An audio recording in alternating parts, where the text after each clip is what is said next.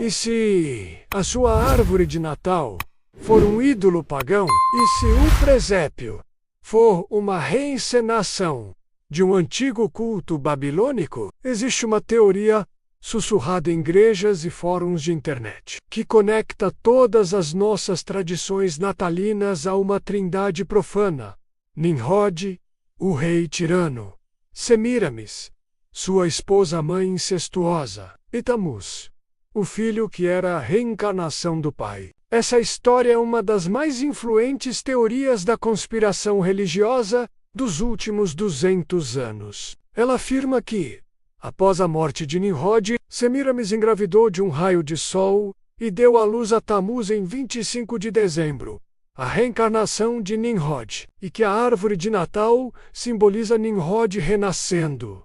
Mas essa história é verdadeira?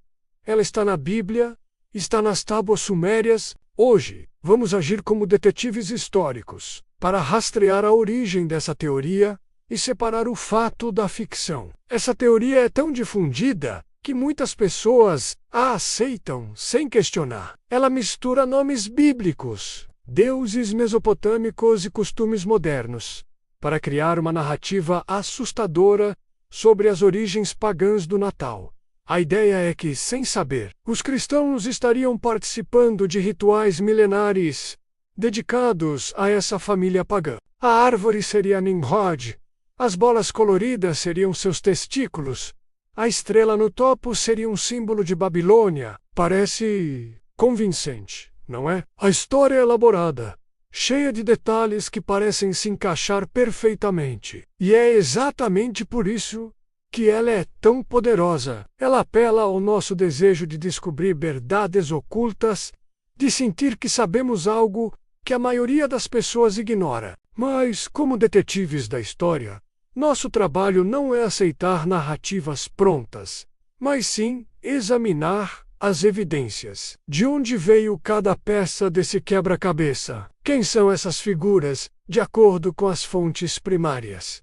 É o que vamos descobrir agora. Antes de mergulharmos nos livros e nas teorias, precisamos conhecer os personagens principais dessa trama. Quem são Nimrod, Semíramis e Tamuz? Segundo as fontes históricas e bíblicas, vamos começar com Nimrod. É a figura central. E o que a Bíblia realmente diz sobre ele? Surpreendentemente, muito pouco. Ele é mencionado em Gênesis capítulo 10 e umas poucas outras passagens. Gênesis 1 descreve como um descendente de Cã, filho de Noé. O texto diz que ele começou a ser poderoso na terra e era um poderoso caçador diante do Senhor. Ele é creditado como o fundador de várias cidades na Mesopotâmia, incluindo Babel, Ereque, Acade e Calné, na terra de Sinar, e também Nínive, na Assíria. Ele é o arquétipo do poder centralizado, do primeiro grande império humano que se opôs a Deus, simbolizado pela Torre de Babel. A imagem que a Bíblia pinta é a de um rei forte, um construtor de cidades, um líder imperial. Mas e o resto da história? A Bíblia não diz nada sobre como ele morreu. Não menciona o nome de sua esposa e muito menos um filho chamado Tamuz. Toda a parte sobre ele ser cortado e reencarnar simplesmente não está lá. É um silêncio absoluto. A Bíblia apresenta Nimrod como uma figura histórica e política, não como o centro de um culto de mistério.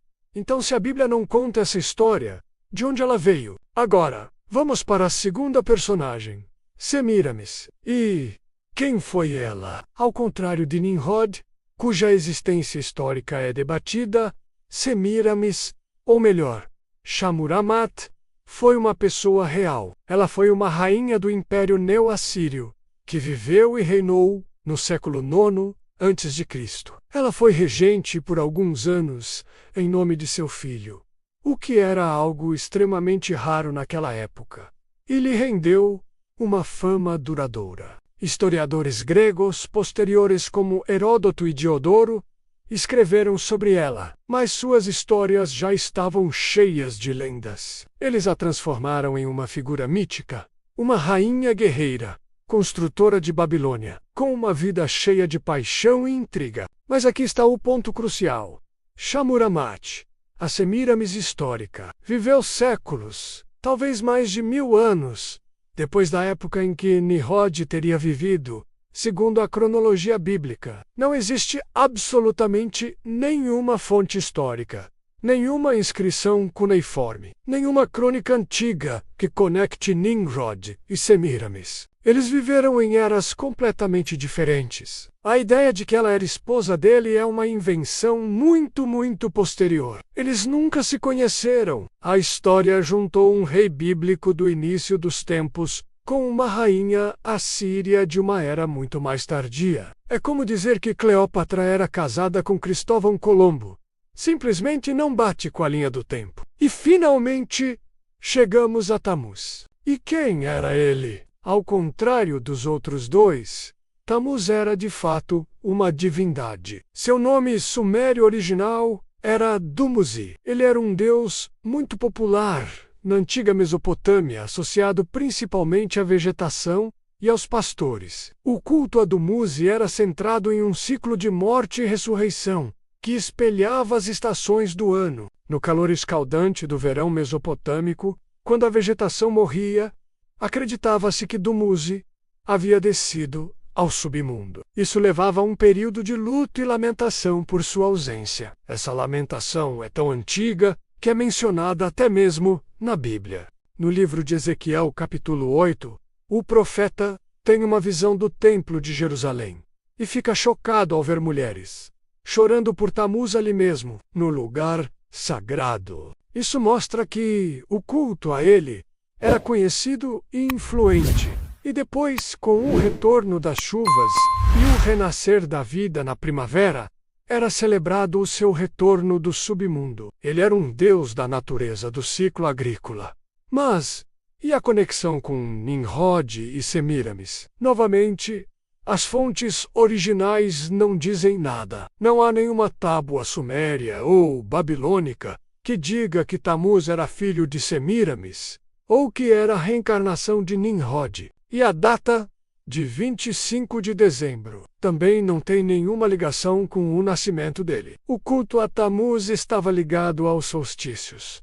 Sim, mas principalmente ao de verão, que marcava o início de sua morte e do período de luto. Portanto, os três personagens principais da teoria da conspiração, quando examinados individualmente, não têm a relação que a história afirma. A Bíblia não conecta Nimrod a uma esposa e filho. A história separa Nimrod e Semiramis por séculos, e a mitologia de Tammuz não o conecta a nenhum dos dois como sua família. A base da teoria, a suposta trindade babilônica, desmorona quando olhamos para as evidências. Então, se as fontes antigas não contam essa história, quem a inventou? É isso que vamos descobrir a seguir. Vamos juntos desvendar esse mistério. Sabe toda essa história de que o Natal é uma festa pagã? Que é a celebração do Deus Sol? Que Jesus não nasceu em 25 de dezembro? Que tudo isso é uma conspiração do Império Romano? Pois é. Você já deve ter ouvido isso em algum lugar. Mas e se eu te dissesse que a origem dessa teoria toda é, na verdade, muito mais recente do que você imagina? E que ela vem de um único livro, escrito no século XIX por um pastor protestante, com uma agenda bem específica. Vamos desvendar hoje a origem da maior teoria da conspiração sobre o Natal. Tudo começa em meados do século XIX, na Escócia, com um ministro da Igreja Livre chamado Alexander Hislop. A Grã-Bretanha vitoriana, daquela época, era um lugar com um sentimento anticatólico muito forte, e Hislop estava bem no meio disso. Em 1853, ele publicou um panfleto que depois virou um livro famoso, chamado As Duas Babilônias. O subtítulo já entrega tudo. O culto papal provado ser o culto de Nimrod e sua esposa. O objetivo de Hislop não era fazer uma análise histórica precisa. A missão dele era provar, a qualquer custo, que a Igreja Católica era a Babilônia. A grande, a mãe das prostituições, citada no livro do Apocalipse. Para ele, tudo que a Igreja Católica fazia menos o Natal A Páscoa, a veneração a Maria, os santos, era na verdade puro paganismo babilônico, só que com uma roupagem cristã. Ele queria deslegitimar a Igreja Católica, mostrando que suas raízes não eram cristãs, mas sim pagãs e demoníacas. E como é que ele fez isso? Bem, o método de Hislop foi, digamos, bastante criativo. Ele basicamente pegou uma salada de mitos, figuras históricas e lendas de diferentes culturas e épocas, e misturou tudo num liquidificador histórico, para criar uma única narrativa que apoiasse a sua tese. Ele pegou Nimrod, um personagem bíblico do livro de Gênesis, descrito como um poderoso caçador e fundador de cidades na Mesopotâmia. Depois, ele pegou Semíramis, uma rainha histórica da Síria, que viveu séculos depois de Nimrod, sem problemas para Hislop. Ele simplesmente decretou que Semíramis era a esposa de Nimrod.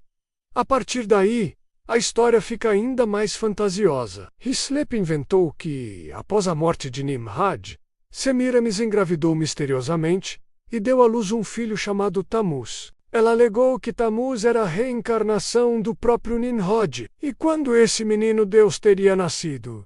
Adivinha? Segundo Hislop, em 25 de dezembro. Para dar um toque a mais, ele pegou a mitologia egípcia, a história da deusa Ísis e seu filho Horus, que era frequentemente representada com o filho no colo, e fundiu com a sua história de Semíramis e Tammuz. Assim, ele criou uma superlenda de uma mãe divina e seu filho Deus reencarnado, nascido no solstício de inverno. A conexão com o Natal ficou óbvia. Hislop argumentou que a veneração católica à Virgem Maria com o menino Jesus no colo não era nada mais do que uma continuação direta desse antigo culto babilônico à Rainha do Céu Semíramis e seu filho Tammuz. Para ele, as imagens de Maria e Jesus eram apenas cópias das imagens de Ísis e Horus, e a celebração do nascimento de Jesus, em 25 de dezembro. Essa era a prova final, a arma fumegante que ligava o cristianismo católico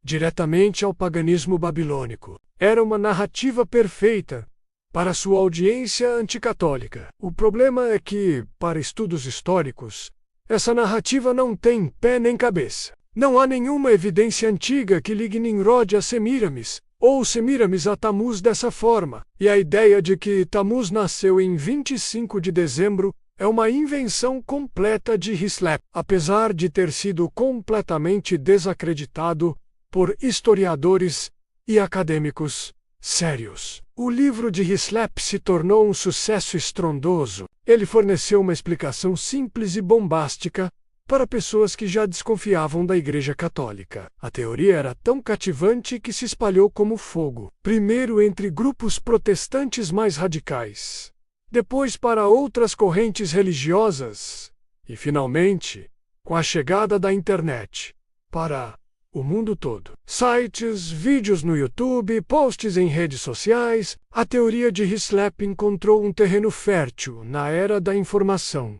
Ou melhor, da desinformação. Pessoas que nunca leram As Duas Babilônias repetem suas ideias como se fossem fatos históricos comprovados. É um exemplo clássico de como uma teoria da conspiração, mesmo baseada em péssima pesquisa e preconceito religioso, pode ganhar vida própria e se perpetuar por gerações, se transformando numa verdade para milhões de pessoas. Mas então, se a história de Hislop é falsa, de onde veio a data de 25 de dezembro? E o que tudo isso tem a ver com o Deus Sol Invictus e a festa romana da Saturnália? Essa é a história que vamos desvendar no nosso próximo vídeo. Agora, vamos entrar na parte mais crucial da nossa investigação.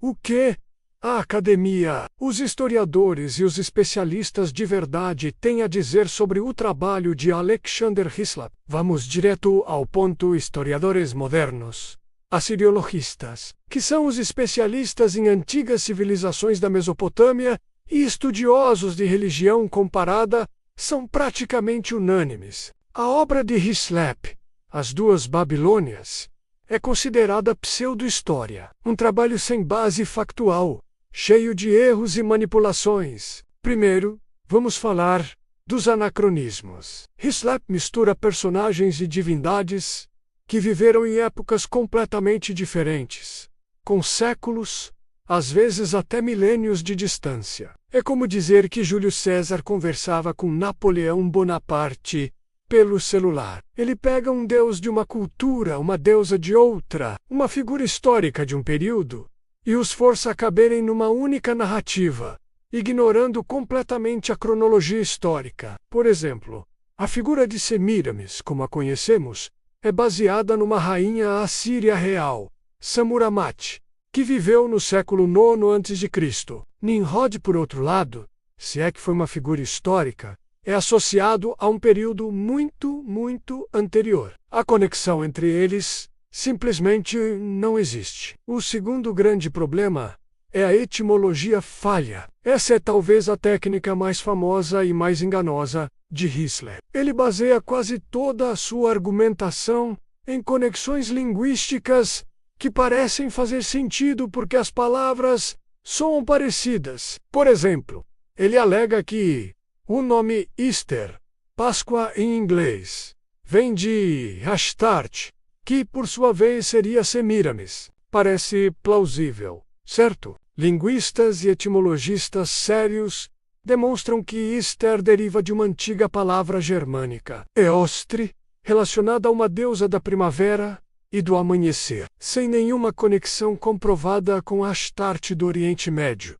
O método de Hislop é como dizer que a palavra manga, a fruta, tem a mesma origem que a manga da camisa, só porque soam igual. É uma falácia conhecida como etimologia popular ou falsa etimologia, e o livro dele está repleto disso. Ele faz isso com dezenas de nomes e termos, criando uma teia de conexões que é impressionante à primeira vista, mas que desmorona sob qualquer análise linguística séria. E aqui chegamos ao ponto mais demolidor de todos. A falta de fontes não existe.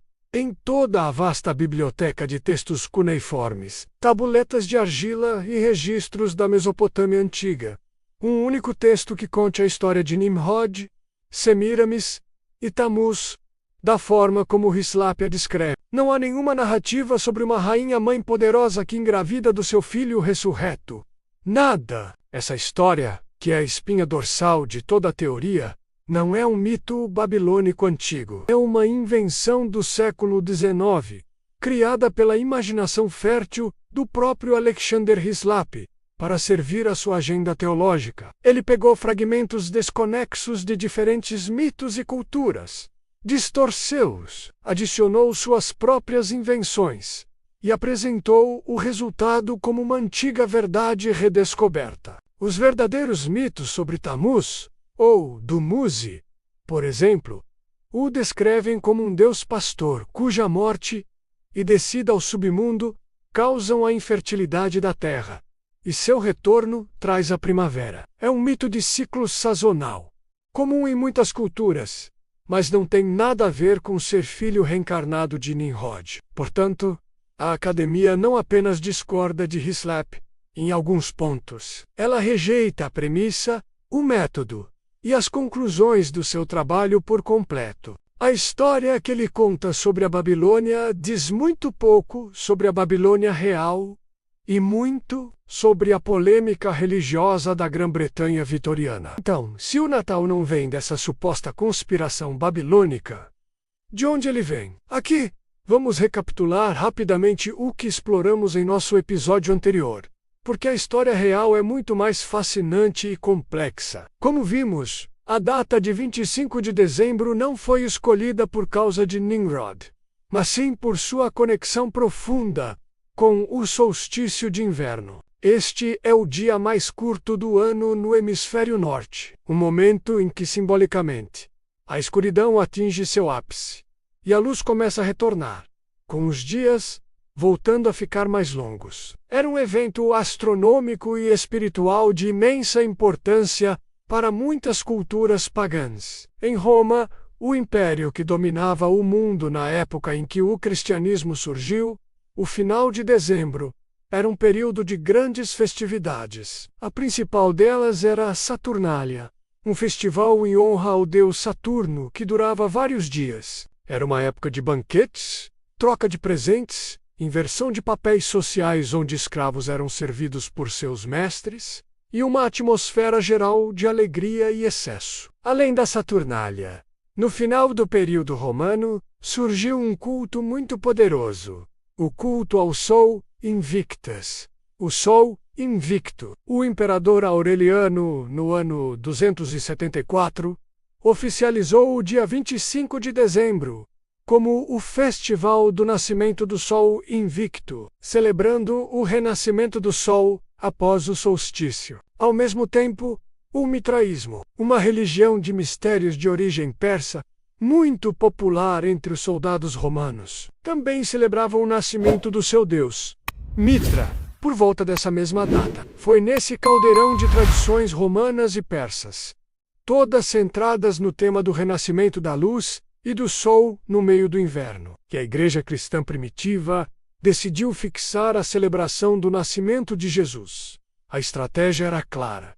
Em vez de proibir festividades pagãs tão populares, a igreja as batizou dando-lhes um novo significado cristão. Jesus, a luz do mundo, nascendo no mesmo dia em que os pagãos celebravam o renascimento do sol. Não se trata de uma única fonte babilônica, mas de um sincretismo, uma fusão de múltiplas tradições pagãs e principalmente romanas, que foram habilmente recontextualizadas. A realidade é uma tapeçaria rica e complexa, não a teoria simplista e linear de Hislop. Isso nos leva à pergunta final. Se a teoria de Nimrod é tão comprovadamente falsa e historicamente incorreta, por que ela continua tão popular? Por que milhões de pessoas ainda acreditam e a compartilham? Existem algumas razões poderosas para isso. Primeiro, a simplicidade. A teoria de Hislop oferece uma teoria de tudo para o paganismo. Em vez de ter que estudar a complexidade das religiões grega, romana, egípcia,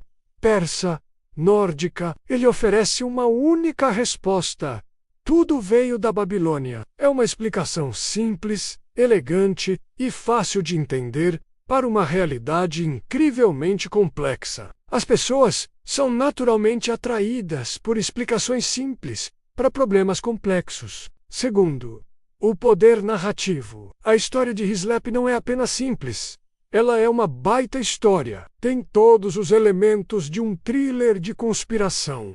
Uma sociedade secreta antiga, uma rainha sedutora e manipuladora, sexo, poder, engano e uma conspiração que atravessa milênios para se infiltrar secretamente na verdadeira religião. É uma narrativa muito mais dramática e envolvente do que a explicação histórica real sobre sincretismo cultural e festivais sazonais. E terceiro, e talvez o mais importante, seu uso polêmico. A teoria de Nimrod se tornou uma arma poderosa em debates interreligiosos. Hislop escreveu seu livro com um propósito claro: argumentar que a Igreja Católica Romana não era verdadeiramente cristã, mas sim uma continuação do paganismo babilônico disfarçado. Para muitos grupos protestantes fundamentalistas, essa teoria se tornou a prova definitiva de que o catolicismo é uma igreja apóstata. Acusar o Natal, a Páscoa, o culto aos santos e outros elementos do catolicismo de serem babilônicos é uma forma de deslegitimar a fé de milhões de pessoas. É uma ferramenta de ataque, e ferramentas assim tendem a ser muito valorizadas e preservadas, independentemente de sua veracidade. Então, como conclusão aqui do Pergaminho Aberto, a história de Nimrod e do Natal não é uma conspiração antiga, mas uma conspiração moderna. Ela nos ensina menos sobre a Babilônia antiga e mais sobre como nós, no presente, usamos e distorcemos a história para servir às nossas próprias agendas e preconceitos. A verdadeira sabedoria não está em encontrar um único bode expiatório para o paganismo, mas em entender a complexa e sim bela tapeçaria de mitos, rituais e símbolos que formam a nossa herança espiritual compartilhada. Rastrear a origem das ideias e desmascarar mitos modernos é o que fazemos. Se você valoriza a verdade histórica e quer aprender a separar os fatos da ficção, inscreva-se no Pergaminho Aberto. Agora, eu quero saber de você. Você já tinha ouvido a teoria de Nimrod? O que você achava dela antes de assistir a este vídeo? Deixe seu comentário aqui embaixo. Vamos conversar sobre isso. Muito obrigado por nos acompanhar nesta jornada e até a próxima.